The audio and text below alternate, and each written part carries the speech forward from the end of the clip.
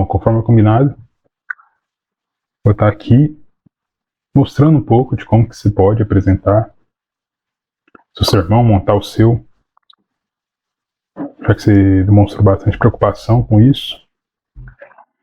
Aí eu vou estar usando esse livro aqui como base, como preparar e apresentar sermões da Missão dos Reis. Livros você pode estar comprando ele lá na Novo Tempo Story. Caso você queira uma espécie física, você pode estar comprando ele também ele digital. Você encontra ele na Play Store, na parte lá de e-books. Acho que ele está R$ 22,90. O e-book é metade do preço praticamente do livro. Ele tem bastante conceito. E eu vou estar apresentando algum deles. É basicamente um resumo desse livro. E você vai poder utilizar todo tipo de sermão que você for pensar em fazer. Começando, ele trabalha vários tópicos. E eu vou trabalhar nesse vídeo vários desses tópicos que ele apresenta. Primeiro tópico, e um dos mais importantes, se não o mais importante, é fundamento espiritual. Antes de qualquer técnica, levamos em consideração a vida espiritual do pregador. O pregador deve ter comunhão constante com Deus por meio da oração e do estudo bíblico. A mensagem deve nascer da experiência pessoal com Cristo, e não apenas do intelecto. O sermão precisa ser guiado pelo Espírito Santo, não pela oratória humana. Aqui a gente começa com várias características essenciais. Aí você me pergunta, por que é tão importante a vida espiritual do pregador? Quando você verifica a função da pregação, além de ser algo que você está apresentando para a igreja, é mais Deus usando você para falar para a igreja. E se você não está em comunhão com Deus, como que Deus vai usar você para falar com a igreja? Vamos supor que você não está com a sua vida espiritual em dia com Deus. E você não vai ser possível de ser usado por Deus para falar com a igreja. Então, a sua pregação vai ser nada mais ou nada menos que uma palestra. É que nem você encontra nas outras denominações, no caso, onde um pregador ele é mais um coach motivacional do que simplesmente uma pregação. Mas não é isso que nós queremos. Nós queremos que sejamos usados pelo Espírito Santo e passamos a mensagem adiante através da pregação. Então, essa parte é fundamental que você absorva. Lembre-se da importância da vida espiritual do pregador.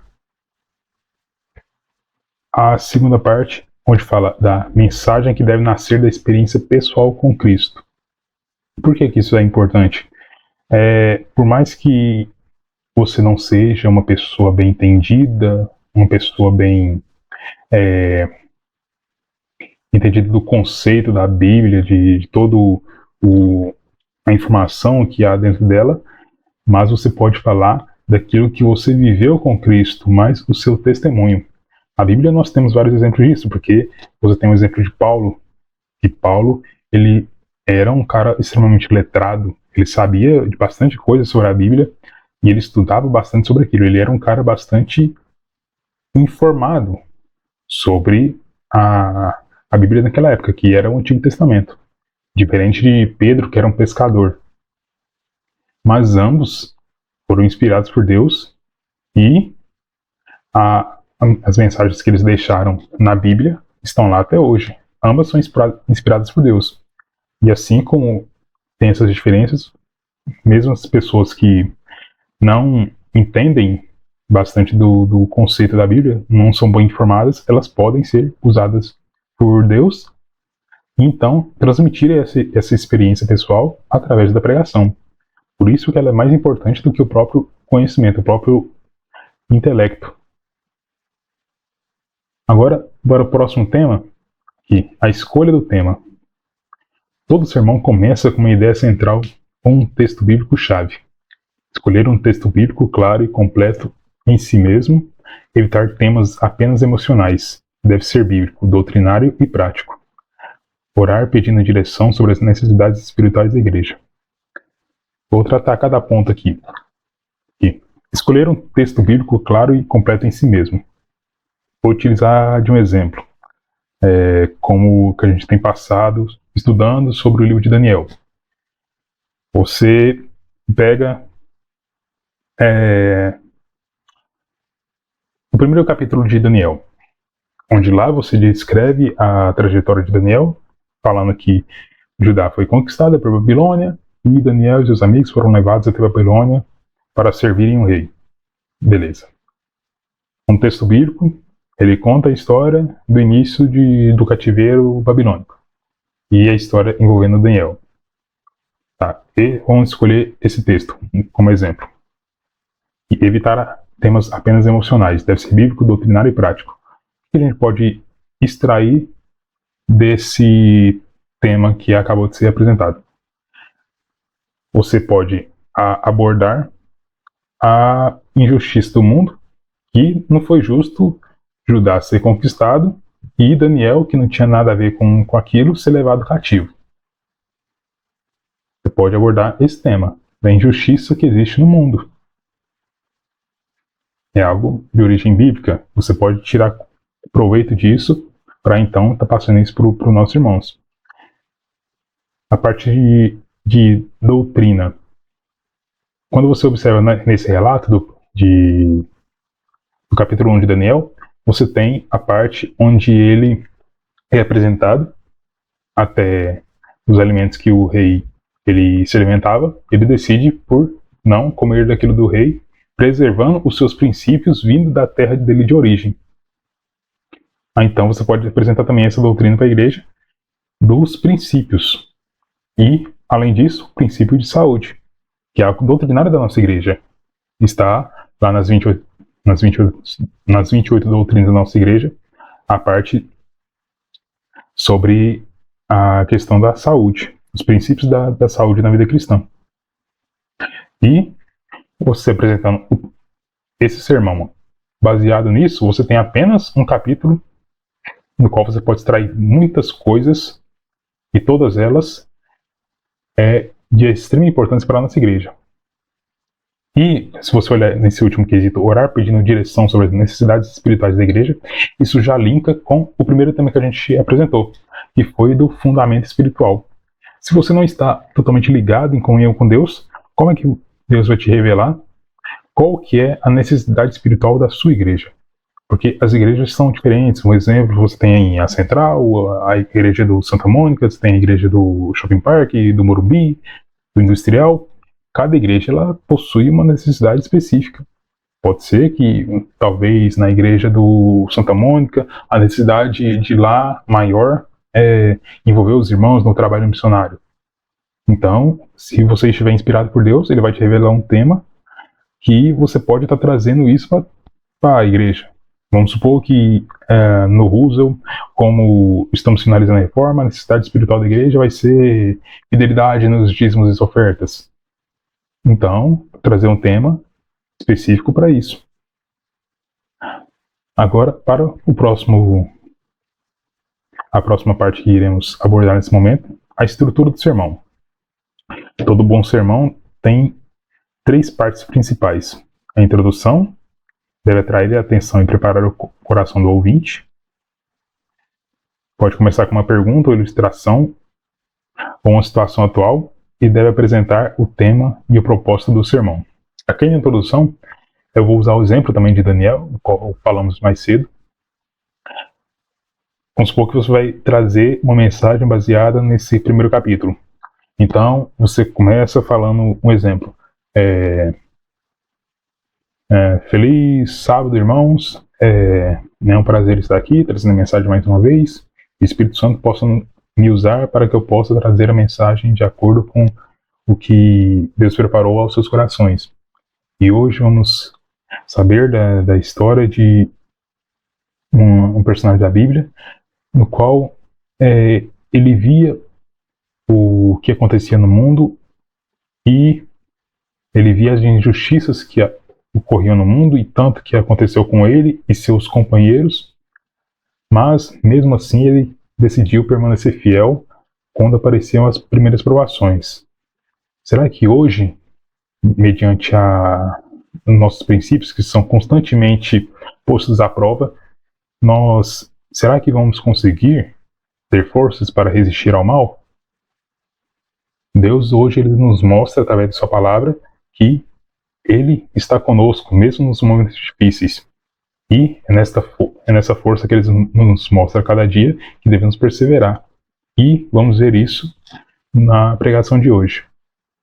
Pronto, eu apresentei o início, uma breve introdução e trouxe uma situação atual. Aí então, eu já posso ir desenrolando isso a partir dos pontos que eu apresentei até agora. Aí, logo após a introdução, temos o desenvolvimento. Contém os principais pontos da mensagem, geralmente 2 a 4 pontos. Cada ponto deve ser fundamentado na Bíblia e explicado claramente. Pode incluir ilustrações, citações ou experiências reais para tornar a mensagem viva. Sempre buscar a aplicação prática. O que isso significa para nós hoje? Voltando à parte que eu mencionei de Daniel, os principais pontos da mensagem, no qual eu falei um pouco mais cedo, no qual eu mencionei sobre as injustiças que acontecem no mundo e também sobre a importância de preservar os seus princípios. 2 pontos. Você pode pegar até mais pontos, dependendo do que você vai pegar da Bíblia. E você pode estar apresentando várias coisas e descrevendo esses pontos. Mas lembrando que, como foi mencionado aqui, cada ponto deve ser fundamentado na Bíblia e explicado claramente. O primeiro ponto que eu peguei sobre as injustiças do mundo. Tem um verso que diz que Deus manda chuva, tanto para o rico, quanto para o pobre, quanto para o justo, quanto para o injusto. Então, mediante disso, você pode apresentar para a igreja que nem sempre você ser bom vai garantir que você vai ter sucesso na vida. Lá no livro de Jeremias, no capítulo 7, no verso 1, se não me engano, Jeremias ele questiona a Deus o fato de por que ele sempre vê o ímpio progredir. E lá então Deus responde para ele que quando ele chamou, eu estou parafraseando aqui, dando as minhas palavras sobre o relato, mas Deus então responde a Jeremias falando que se eu te chamei para fazer a minha obra, por que você perde tempo tentando competir com as pessoas do mundo? Eu não te chamei para isso, eu te chamei para passar minha mensagem. Se você quer competir com as pessoas do mundo, deve ser melhor que eles. É basicamente isso que é a resposta de Deus, parafraseando. Então você pode utilizar de vários versos, tem vários versos na Bíblia que explicam bastante sobre as injustiças que acontecem no mundo, nos quais elas aparentam ter a total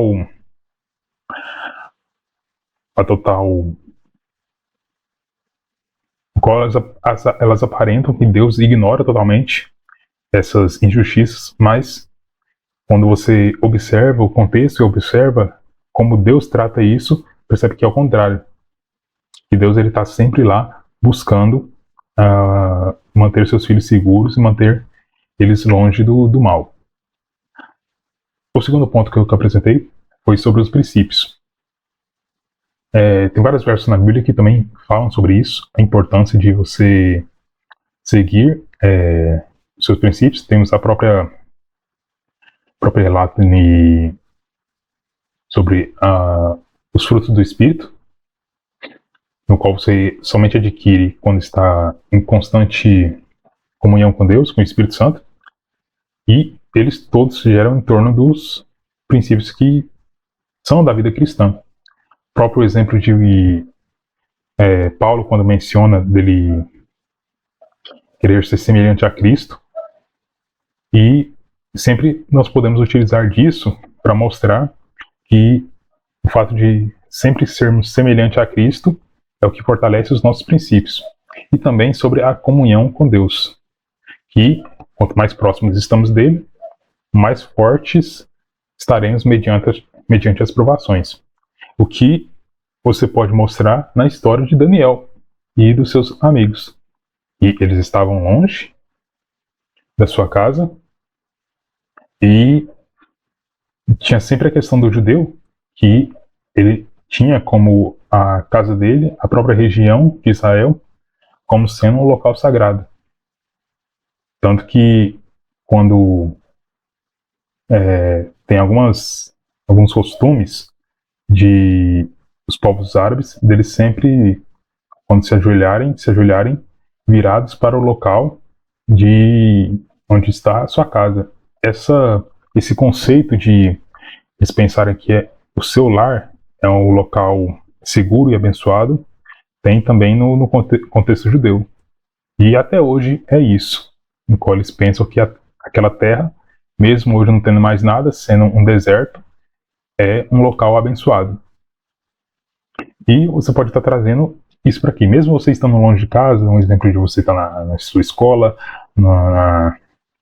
com seus amigos em outros locais, não é porque você vai estar longe das pessoas que são do seu convívio e você precisa agir diferente. É o tal da pressão do grupo. Então você pode estar trazendo esses pontos. E, em último caso, aqui, sempre buscar a aplicação prática. O que isso significa para nós hoje? É aqueles pontos que eu trouxe, sobre você ter consciência de que o mundo, mesmo não parecendo justo, mas você tem a Deus, e que Ele trará a sua justiça. E o segundo ponto dos seus princípios, você mostra que eles definem o cristão que você é. E somente com a comunhão de Deus você vai ter os seus princípios fortalecidos. Aí, o próximo tema, que já tratamos da introdução, do desenvolvimento, e agora a conclusão. Deve reforçar a ideia central e chamar a decisão. Nos modos adventistas, o sermão ideal sempre termina com um apelo espiritual, levando a entrega a Cristo, arrependimento, fé ou obediência. Esse ponto aqui ele é de extrema importância. Ele linka totalmente com a primeira parte que eu expliquei, que era sobre a vida espiritual do pregador. Quando você olha a estrutura do culto por completo, você nota que ele é muito bem estruturado. Começando com os louvores, na escola sabatina, logo depois da escola sabatina, no qual ela conta um pouco sobre aquilo que você já vem se alimentando durante a semana. A escola sabatina, quando você estuda a lição, toda ela é elaborada para que tenha um fortalecimento espiritual. É claro que ela não substitui a sua devoção matinal, mas ela também é um fortalecimento. Ela deve ser adicional. E quando você chega até o sábado, que você se encontra na igreja, você então relembra tudo aquilo que você estudou e absorve um pouco mais. É como você, comparando a um alimento, você se alimenta todo dia na semana, aí chega no final, você vai lá e mistura tudo e tenta tirar uma receita nova para você adquirir um sabor melhor. Por exemplo, na segunda-feira você comeu pão com manteiga. Aí na terça você comeu cuscuz. Na quarta você comeu fruta. Aí quando chega no sábado lá, você decide pegar a fruta, bater com leite, você faz uma vitamina, você consegue algo melhor e algo que você não pegou no meio da semana. Então você nota que a estrutura do culto, primeiro, você tenta recuperar tudo aquilo que você viveu antes para conseguir extrair um pouco mais. É sempre um conceito girando em torno da adoração que faz com que você sempre cresça ainda mais juntamente com os outros irmãos que estão junto com você. Da mesma forma como comparamos a igreja como um hospital, é um local onde você se reúne com outras pessoas e começa a absorver um pouco de cada, para que todo mundo cresça junto. Então, logo depois da escola sabatina, temos então o momento do culto, com mais louvores, te preparando para que você esteja em constante adoração. Tem os momentos de oração também, no qual aumenta essa comunhão com Deus, com todas as pessoas juntos. Tem o momento dos dízimos e ofertas, que expõe a sua fidelidade com Deus, onde você reconhece a autoridade dele, quem ele é. E vem a outra parte, que é a mensagem musical antes da pregação. Onde nessa parte, uma pessoa vai lá, também inspirada por Deus, não que a pessoa, só porque ela está cantando, ela é menos do que um pregador. Todas as pessoas, elas devem ser inspiradas por Deus. Isso também está no conceito do departamento da música. Quando você vai cantar, você também tem todo um preparo espiritual.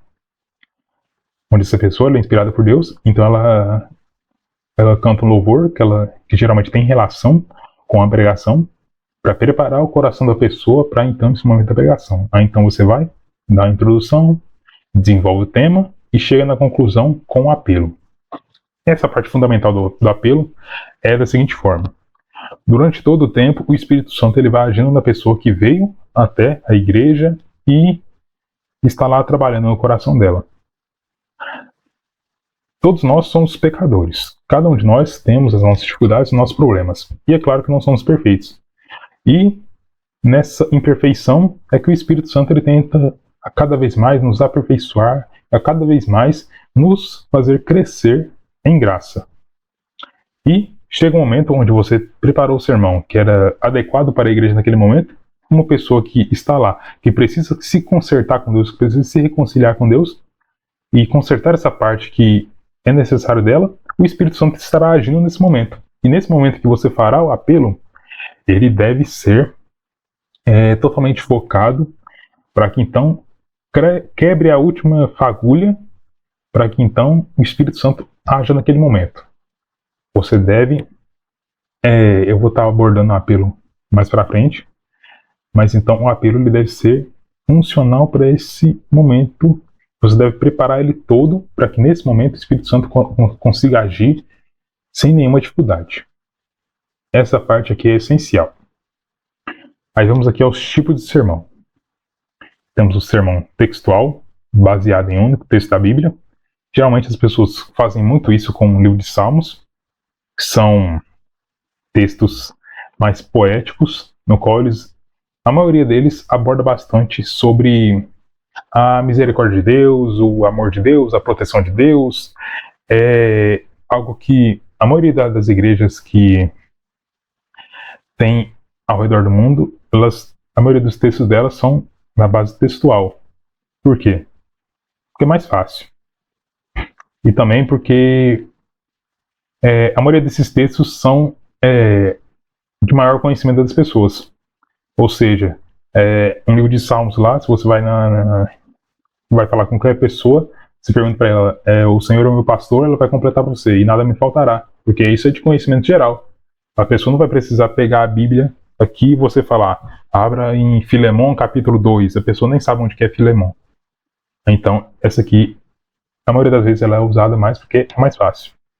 Aí temos aqui o tipo expositivo, onde explica um trecho completo, como um capítulo, onde foi aquele que eu utilizei como exemplo, do capítulo 1 de Daniel, onde ele vai utilizar o trecho completo da história de Daniel, dele chegando até Babilônia, e tudo aquilo que descreve sobre o relato dele, tanto dele chegando lá com seus amigos, dele se tornando um eunuco, e dele convivendo com o estilo de vida babilônico e tendo seus princípios.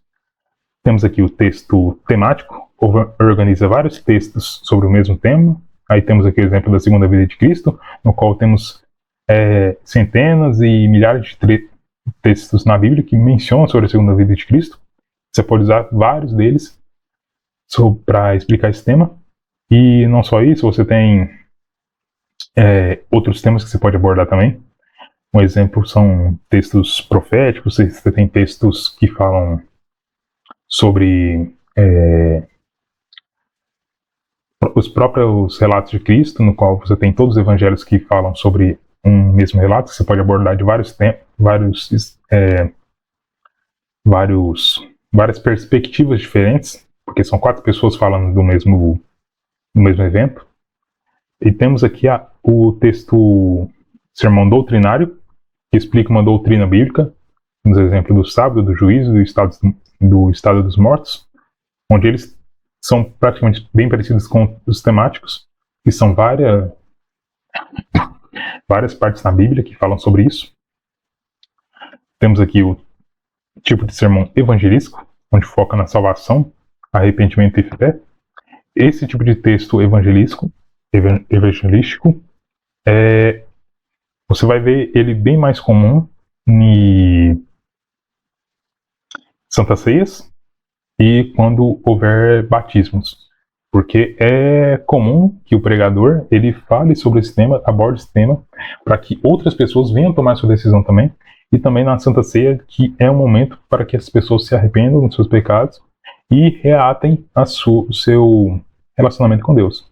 E tem aqui o último tipo de sermão, que é o devocional, onde fortalece a fé e a comunhão diária. Esse tipo de sermão você já deve ter visto bem mais comum lá na igreja nos cultos de amigo, onde a mensagem era uma mensagem mais tranquila e focada nas pessoas que não conheciam muito da Bíblia, onde você podia trazer um amigo e você tinha uma mensagem mais calma, mais suave, aquela mensagem que aquece o coração. Aí tem aqui o próximo aspecto, onde é a apresentação do sermão. A forma de pregar é tão importante quanto o conteúdo. Fale com clareza, emoção e convicção. Evite ler tudo, domine o conteúdo e fale com naturalidade. Olhe para as pessoas, use pausas e variações de tom de voz.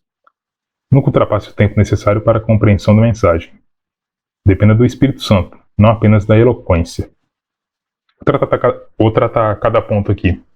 Primeiro aqui, fale com clareza, emoção e convicção. Claramente, vocês que são mais novos, é difícil de pegar a Bíblia assim, ler tudo e você dominar aquele conteúdo e falar sem trava nenhuma. É difícil, mas não é impossível, porque o Espírito Santo capacita todas as pessoas. A parte para falar com clareza é você, no mínimo, por mais que você não tenha toda aquela oratória, você pelo menos demonstrar que sabe do que está falando. E como é que você vai saber do que está falando? É você estudando. Ali é onde entra aquela primeira parte onde nós abordamos sobre a espiritualidade do pregador. A segunda parte, evite ler tudo. Eu creio que na sua escola você tem os professores que eles vão lá, pegam um livro, lê um pedaço e explica, lê um pedaço e explica. Se o professor vai lá e só fica com a cara virada no livro, lendo, você basicamente vai estar ali com o professor somente falando um texto para você, e se você se distrair em algum momento e não entender alguma coisa, você não vai conseguir entender mais nada, vai ficar chato. Então, nessa parte daqui, como eu apresentei lá sobre o texto de Daniel, no qual eu peguei vários pontos e fui abordando cada ponto e falando um pouquinho. Um ponto e falando um pouquinho. É uma sugestão que você pode fazer também. Caso você pode... Eu geralmente coloco palavras-chave e então vou decorrendo através dessas palavras-chave. Então nessa parte aqui que você pode dominar o conteúdo e falar com naturalidade, entra na parte de você estudar bastante sobre o tema da sua pregação. Quando você vai lá e procura sobre lá a história de Daniel, o que é eunuco. Você vai lá e estuda sobre o que é a palavra eunuco. Você entende sobre o conceito daquela situação. E você pode estar explicando aquilo sobre as pessoas. Nas minhas pregações eu gosto muito de apresentar o conceito. Deixar a pessoa bem situada sobre o que está acontecendo ali, para que então ela possa entender o porquê que está acontecendo. Exemplo, teve uma pregação que eu falei sobre Jonas, que lá ele foi chamado para ir pregar na cidade de Nínive, mas ele escolheu ir para outro lugar, para Tarsis. Então, nesse meio tempo, eu podia muito bem falar que ele escolheu ir para Tarsis, então ele não foi para outro lugar e o grande peixe engoliu ele, mas ele acabou indo para a cidade de Nínive e lá ele pregou e eu podia discorrer a pregação sobre ele lá em Nínive. Mas eu decidi fazer uma pausa entre essa parte e outra. Nisso eu expliquei sobre a cidade de Nínive no contexto bíblico, no contexto histórico, tanto na história que é apresentada na Bíblia, tanto no que é apresentado nos próprios registros históricos, sobre o povo assírio e como ele era violento. Então apresentei isso, aí apresentei para a igreja que o Jonas ele tinha uma certa razão em ter medo, porque o povo assírio era realmente violento. Então apresentei isso tudo para a igreja. Logo depois apresentei sobre a cidade de Tarsis, no qual a maioria das pessoas não sabiam que ela ficava muito, muito distante do local de Nínive. E eu apresentei um mapa para a igreja mostrando tudo aquilo, habituando toda a igreja à situação atual, para que elas tivessem compreensão daquilo que estava acontecendo no momento, para que então elas pudessem também se colocar na posição de Jonas. Isso entra para a próxima etapa aqui. Olhe para as pessoas, use pausas e variações no tom de voz. Por que isso é importante? Onde você traz a pessoa para dentro da mensagem, onde ela se sente incluída e ela se sente na mesma posição do que a pessoa que está sendo tratada lá na mensagem, no caso de Jonas. Nesse momento onde a pessoa ela pode se sentir no meio da mensagem, é onde então ela se coloca na mesma posição e ela começa a pensar da mesma forma de que, como Deus falou com aquela pessoa, ela pode se sentir também como Deus estivesse falando com ela. E nessa parte aqui de olhar para as pessoas, você transmite isso para elas. Transmite que elas também são importantes. Não esse olhar para as pessoas é você ficar parado e vidrado assim, né, numa pessoa. Isso pode até causar um pouco de desconforto. Mas é só para não parecer alguém em cima do púlpito, virado para cá, vira para frente, para cá, para frente, para cá e para frente. Fica bastante robótico. Você olhar para as pessoas, muito parecido com o que o pessoal da música faz, onde eles vão lá e canta e olha para o pessoal e sinaliza, faz tudo lá. Agora, o próximo tópico, nunca ultrapasse o tempo. Tempo necessário para a compreensão da mensagem. Por quê? Assim como você que está lá na escola, você tem a sua aula eu acredito que hoje em dia deve ser 45 minutos de cada aula. Passou disso aí, já começa a enjoar, já começa a ficar agoniado. E é a mesma coisa no culto. Que a pessoa chega lá 9 horas da manhã. Aí das 9 até no máximo 11h50. Aí, se você olha na liturgia da igreja, cada coisa tem um tempo específico. Aí, na hora que é liberado para o pregador pregar, geralmente no culto de sábado é 45 minutos, cerca de 45 minutos. Então, o pregador ele tem todo esse tempo para conseguir administrar. Então, você vai lá e consegue administrar o seu tempo de introdução, o seu tempo de desenvolvimento e a sua conclusão. Se você conseguir administrar muito bem todos esses temas, você consegue montar uma pregação bem fluida, uma pregação que consegue transmitir a mensagem necessária e também você consegue fazer o apelo necessário com um tempo bom para que o Espírito Santo consiga agir na pessoa. E o último tópico, depende do Espírito Santo, não apenas da eloquência. Essa aqui é uma das partes bem fundamentais, porque no final das contas não vai ser você que vai estar lá passando a mensagem, vai ser o Espírito Santo através de você. Por mais que você queira fazer algo de si mesmo, dar uma aula de pregação, mas no final das contas é o Espírito Santo que vai agir. Você pode dar o seu melhor lá, fazer a pregação mais top do mundo, mas se não tiver o Espírito Santo no meio, você não vai conseguir alcançar nenhuma alma para Cristo com essa pregação. E a função total da pregação é que você faça com que a pessoa ela tome a decisão. Essa é a função primordial. Aí então chegamos no apelo. A parte final é o clímax espiritual. Deve ser sincero, simples e direto. Não é manipulação emocional, mas convite à decisão espiritual. Apelos podem ser a entrega a Cristo ao batismo, à guarda do sábado, ao serviço missionário, etc. Trazendo lá o primeiro ponto que o primeiro exemplo que eu trouxe de Daniel, os poucos que você vai lá, fez tudo, aí chegou na parte do apelo. Aí você pode puxar o apelo para a parte dos princípios que eu falei. Por exemplo, está lá e vou dar uma demonstração aqui. Então, irmãos, hoje Deus nos mostra o quão importante é você manter os seus princípios,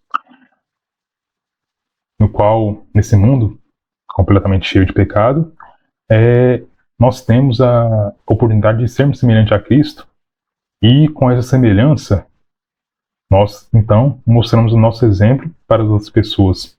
E, através disso, elas queiram conhecer também o Deus, aquele que nos revelou a nós, e esse Deus que hoje personifica em nós, nossas ações, no nosso falar, no nosso agir, e também no amor que ele irradia em nós para as outras pessoas.